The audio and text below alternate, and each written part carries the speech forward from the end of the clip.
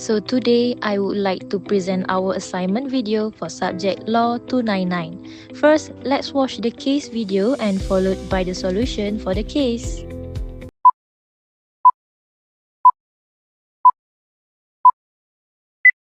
Maharani Spices SDN VHD sought high-quality spices for their EU market clients.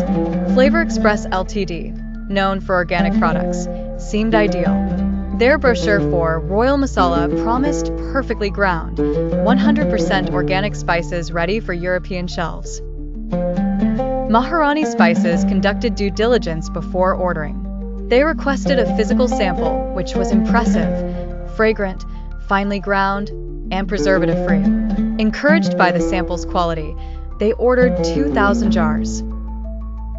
On shipment day, enthusiasm turned to disappointment at Maharani Spices warehouse.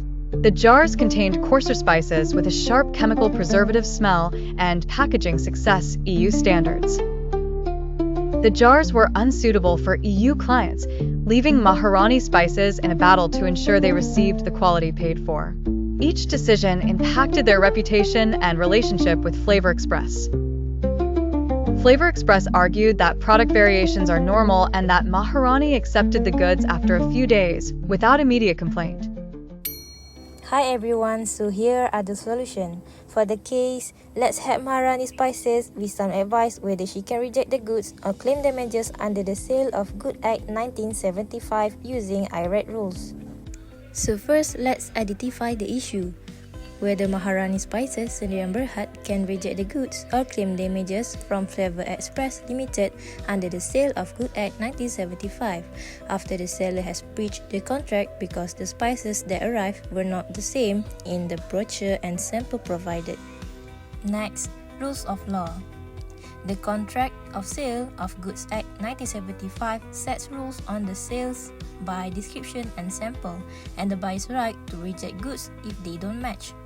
So there are 3 sections on the law that related to the case.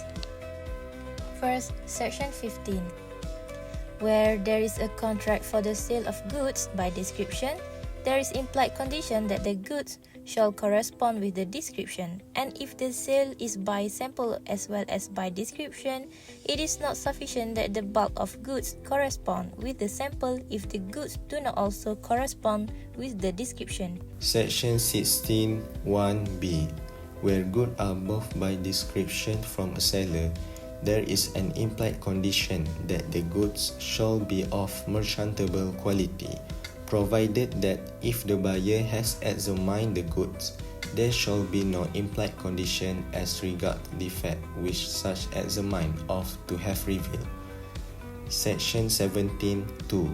In the case of a contract for sale by sample, there is an implied condition: A. That the bulk shall correspond with the sample in quality. B. That the buyer shall have a reasonable opportunity of comparing the bulk with the sample. C. That the goods shall be free from any defect rendering them unmerchantable, which would not be apparent on a reasonable examination of the sample. Case: Bill versus Taylor.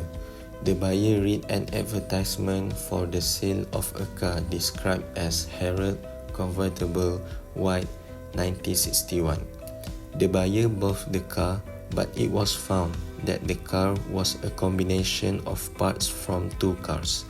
The front part was from the model Herald Convertible 1961, while the other part was from another old model.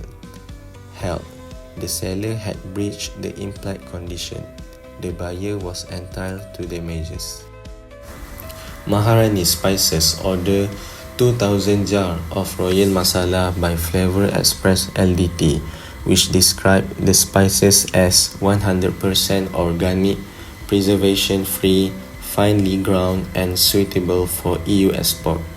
Suddenly, the delivered goods were coarser, contained chemical preservative, and did not meet the standard of EU export packaging. Thus, the spice failed to match both of the description and the sample under Section 15 and 17, and under section 16(1) that both must be satisfied.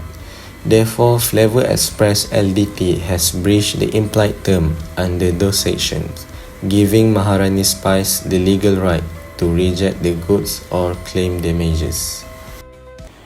The conclusion is Maharani Spices can reject the goods due to breaches of condition under section 50 and 17 of the Sale of Goods Act 1957. If rejection is no longer possible due to acceptance, they may still be entitled to claim damage for breach of contract.